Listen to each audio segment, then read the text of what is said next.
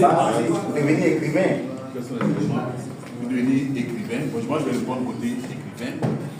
Il faut dire que côté, je vous ai dit, j'ai expliqué un peu mon histoire en classe de 6e. C'était tellement nul que cela m'a conduit à lire beaucoup. Et c'est en lisant que je me suis rendu compte que moi aussi, je peux raconter quelque chose. Donc, généralement, sur quoi on se base?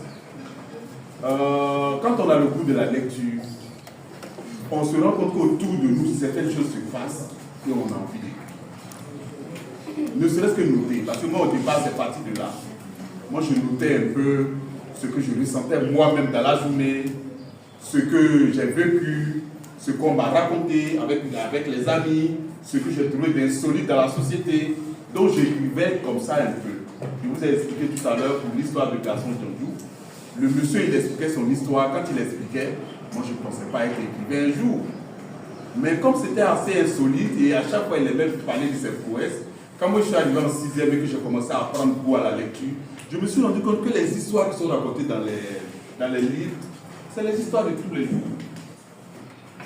Quand tu lis un livre, au fur et à mesure en lisant, tu te rends compte que l'auteur raconte une histoire que toi tu as vécue, ou bien quelqu'un a vécu, ou bien c'est une histoire comme ça. Et tu te dis que pourquoi pas. Et donc c'est comme ça, moi j'ai pris mon cahier de 100 pages, j'ai écrit Gaston Djandjou en titre, et puis j'ai commencé à écrire un peu ce dont je me rappelais que le monsieur m'avait raconté. Et au fil des années, quand je raconte, je vois des cas similaires,